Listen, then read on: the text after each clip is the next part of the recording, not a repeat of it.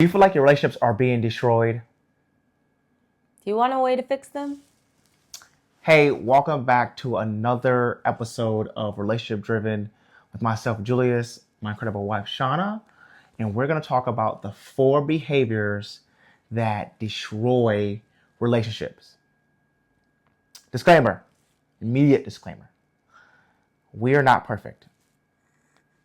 Everything that we get an opportunity and blessing to talk about, we've either been through it already, we've either are going through it, or we already know we can go through it. Just from experience. And we get to learn from people that have been in our lives for years and they've accomplished some incredible things, impacted some in great environments and changed some things, upgraded some things in the entrepreneurial world, the employment world, and all other worlds. Okay? So we just get the chance to relate on, and I'm excited. The last two things I get to talk about, which I'm still working on, the first two things that Shauna's going to talk about, she's pretty good at it already, I'm not. but we're going to dive in. Let's do this. So, starting with the first one, we're going to talk about the first behavior, and that's when you don't apologize. And that one can be challenging if you're not somebody who likes to be vulnerable up front. If you're somebody where it can maybe be challenging to apologize first or in the moment, especially if you're having like a disagreement or an argument with someone and things don't go your way, or maybe you made a mistake. Being able to apologize just kind of ceases a lot of things. It calms down a lot of situations. If you're not willing to apologize, that can kind of fester into other things down the road. So it's just vitally important to learn not only to apologize, but to know when to apologize. And I would say the second one that we're going to dive into, the second one is... You love this, and you're... Oh. Yeah. I slipped my mind for a second already. Mind you, it's already past my bedtime, folks. The second one is being too attached. And I can speak from this, I guess, from experience. If you're someone that you tend to be very attached to your significant other or one of your friends or your spouse, you're always with them all the time. You kind of cling to them. And again, some people like that. But if it becomes to the point where you don't know where you stop and your significant other begins, that can kind of turn into a bit messy. Where if you start losing your identity in that person and you don't know who you are without that person, that's when it can become, excuse me. Oh, apparently I need water. Talking about your words. Is this one affecting you a little bit? No. Apparently I need water. I've been talking too much. No, you're good. Yeah, with this one. Sorry, guys. One take, people. Yeah, with this one. Woof. Goodness. Apparently this isn't trying to come out anytime soon. But with being too attached, it can just get a little messy when you're not able to do everyday things or functions without that person. Like you can't go to the store or down the street or go do things by yourself. You're just always wanting to be with that other person where you can't live your everyday life. That can become very toxic. If you're, where you need to just be attached to that person at the hip at all times. Again, me and Julius are pretty attached. And we're around each other all the time, other than work, unfortunately. But we're around each other all the time. And we love that. But again, I think when you can just become too much of that other person where you just don't see who you are. That's where it can become pretty toxic. Oof. I love being around you though. Same. Good. I think it's finding the balance between that as much as you can. Like being able to find things that bring you joy as an individual and things that you like to do outside of that person will probably help.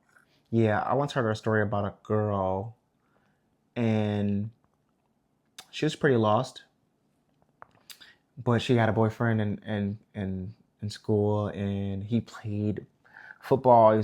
I guess he was one, top football players in that school, and she didn't have an identity, so she just wrapped her identity around hers. She used to go all the games, she used to do all the pep rallies, and when he got injured physically, she got injured internally because she had nothing else to root for anymore.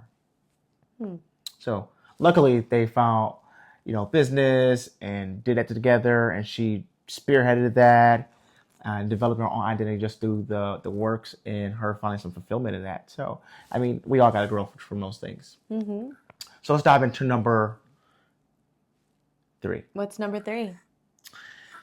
I know. It's number 3. It's mine. Not communicating clearly. I'm going to help you out here from all my texters and my emailers, you keyboard warriors, we like to call you. People cannot read your mind through text message, let alone words or how you communicate. When delivering something, if you're irritated or angry about, or you're not understanding, sending an email or a text message, or even verbally communicating with somebody over the phone is not clear communication. A lot of things that we need to learn how to do when I say we, I mean Julius, Jew, Ju, Juju, Little Jew, all me's. What we have to learn how to do is remove our egos and our emotions from what we need to communicate and slowing down. I used to be really, really bad at just taking offense to everything because I was just so used to attacking myself to get better in the name of self-improvement that I personally didn't want any help of people criticizing me, or I always thought it was an attack. So when I communicated, it was always communicating from a stance of defense, not trying to learn and break down and understand. And I mean, I'll take some of the responsibility off me for a second. Some people just don't know how to communicate. So going through, just life and growing up and being in having multiple relationships, not being in multiple relationships, but having multiple relationships with different individuals and nationalities and backgrounds, different environments for the military and fitness and corporate America, business. I had to hurry up and learn this one really, really fast. And I had to learn how to communicate without being so emotional and defensive. So what I did communicate was just took it in and took it clearly, slowing down to, hey, let me just communicate this and break this down so the person can understand it. Not how I would receive it, but hey, how does that other person receive this communication? And not being irritated by repeating yourself. That's a big one that he's still working on. Pet peeve, bro. Why I gotta repeat myself? But okay. I'll repeat myself. What's the next one, honey? What's the last one? Why I gotta do this one? You agreed to it. I gotta stop agreeing to everything. Being a control freak, trying to change the other person, or micromanaging. I got it. Okay, micromanaging. You probably heard me talk about this in some shorts. You probably heard me talk about this in some other, videos that we've done. But I'm gonna go micro for sure on this one.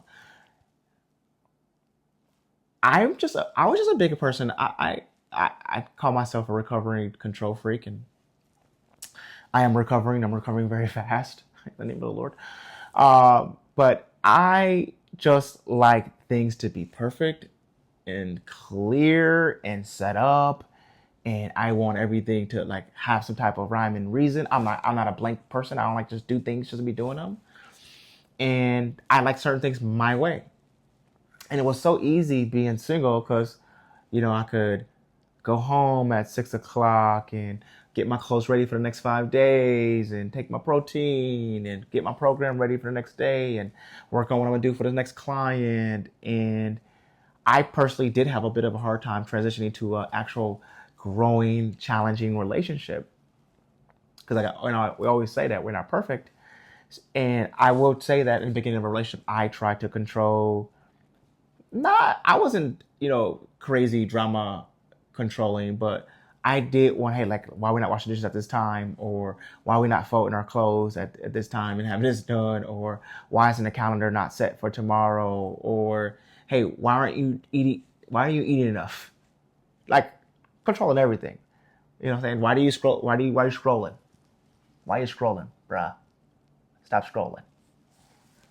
Or why are you watching that stuff? Why don't you read this book? Why don't you read this book? Hey, Well, you should read this one because this one's good. You should listen to this podcast. He still does that one. It's called ministry. You're trying to be a minister. You know what I'm saying? Don't be ministry listening, ministry reading. But I try to control everything because I just had a flow of everything. And I always think, I ain't gonna lie, like one of my friends told me this. He's like, you think everything about what you say is absolute. And for a long time, I kind of thought that. And he also, just to add a quick point, he also looked at people and expected more out of them. I did. And expected the best. I did. So he viewed people the way that he saw himself. So if he did all these things, he expected others to live up to the same thing. Mm-hmm. And I think it took time for him to understand that no one's like Julius, let alone doing the exact same things he's doing. My strengths are sometimes other people's weaknesses, and I had to learn to accept that. Mm-hmm. Especially in my relationships, especially at work. They almost like I got some really good coworkers now. Back in the day, they just when I was in my other environments, they just do whatever they wanted to do. But I did have to learn to accept that some people are just going to be average in certain areas. Don't mean they're not good in other things. I had to realize that I don't have the ultimate remote controller and where I can control people. And I was kind of thankful that I learned this sooner than later, is that if everybody was like me, this world would be very boring and structured and weird, and then there would be no fun things to do because we would just be doing disciplinary things and getting better and working out and planning the next day and folding clothes and not having any fun. I like to have fun after all the good things are done. So meaning after I have adulted and done all the adulting things, then we can have fun. Facts. And I'm more of the let's have fun right now and forget all the adulting. Yeah. Comment below if you're like me. I'll tell you this right now. It's just all how we grew up, right?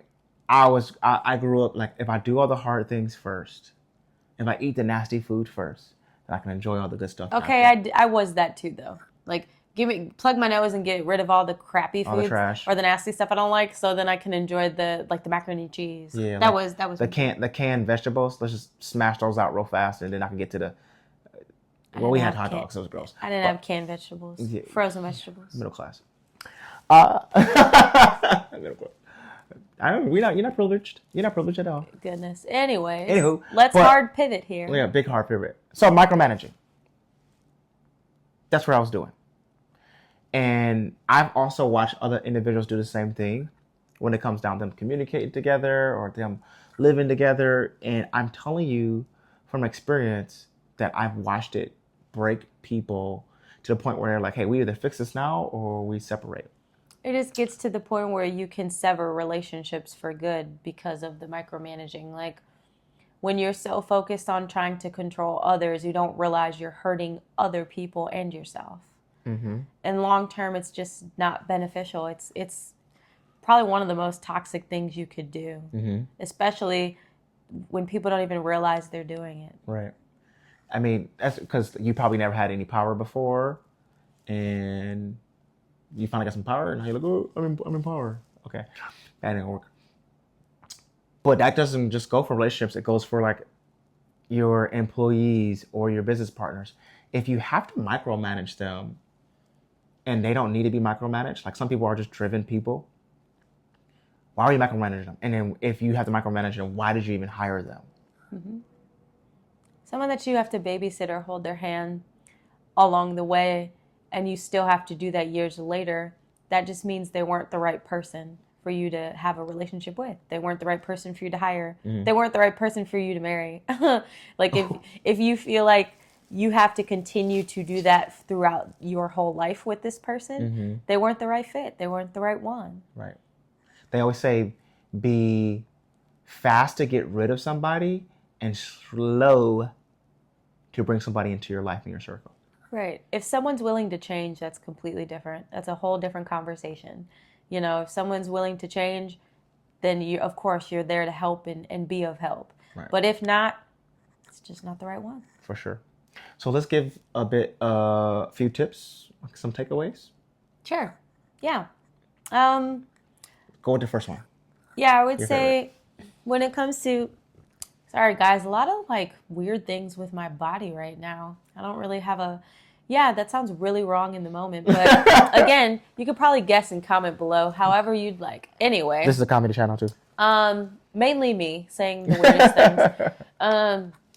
Not apologizing. I would say just learning how to be transparent in the moment has probably helped me a lot. Being emotionally aware has helped me a lot. I think it's just understanding people's feelings and emotions. Taking that into consideration will help you learn how to apologize. That's good. I feel like and it's something I can still get better at, right? Like in the moment, I'm not always the one to want to apologize or even think about apologizing sometimes. It's just being aware in the moment, oh, maybe I shouldn't have said that the way it came out. It came out the way I wasn't expecting. Okay, maybe apologizing would be better. Gotta feed her, y'all. Right. And when it comes to just being too attached to someone, I think I mentioned it earlier, but just realizing who you are as an individual outside of that person, whether it's, you know, you like to paint and your significant other doesn't, or you like to go to the museum and maybe your best friend doesn't really like painting or go to the museum. Well, you can go do those things by yourself, or you can go do those things with another group of friends, or, you know, you can go do those things with your mom. Like just learning how to have fun and have enjoyment outside of maybe some of those relationships. It doesn't make you a bad person. It just makes you yourself. Yeah. I've always heard nothing on this earth or anyone on this earth is worth being worshiping or just attaching your being to. And I'm gonna throw a little bonus in there. Oh, let me add just one thing too. Go ahead.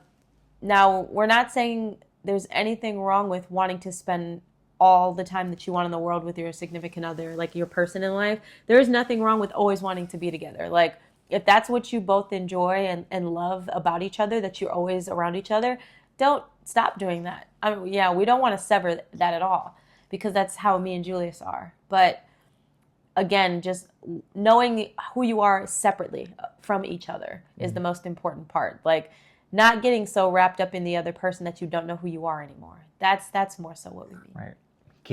I would just say get a purpose. Like have a purpose for like your life.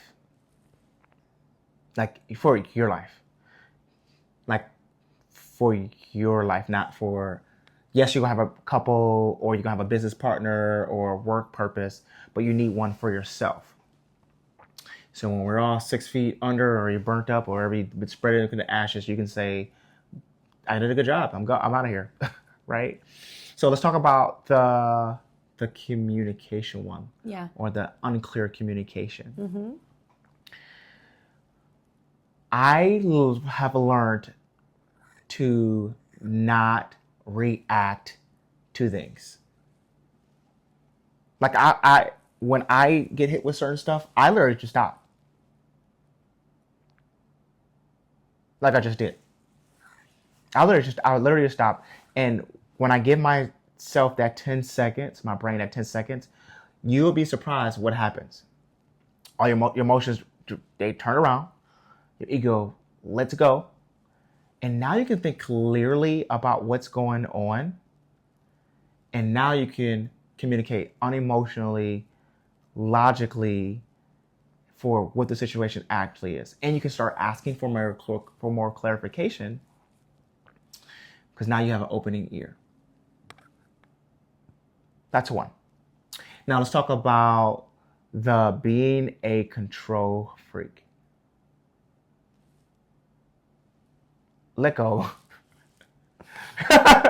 just let go. It's okay. That one came from a personal place, you can tell. Why you gotta tell everybody about that? Anyway, just let go.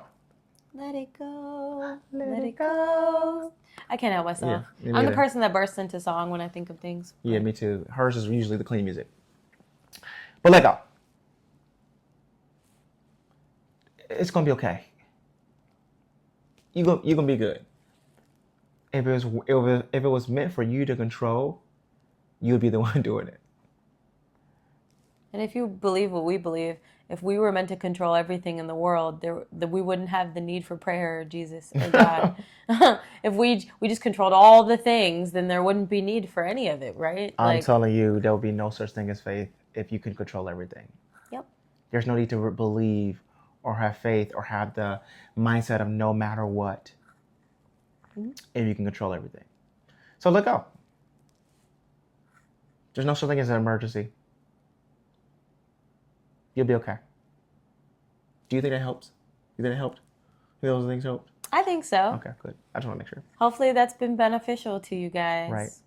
So take one thing, use it for yourself, get good at it, and then add something else. I'm telling you, you can win in all your relationships. They don't have to be destroyed by the things that you can't control. You can communicate clearly. You wouldn't have a mouth if you couldn't. You don't have to be attached to anything or anybody. And I'm telling you right now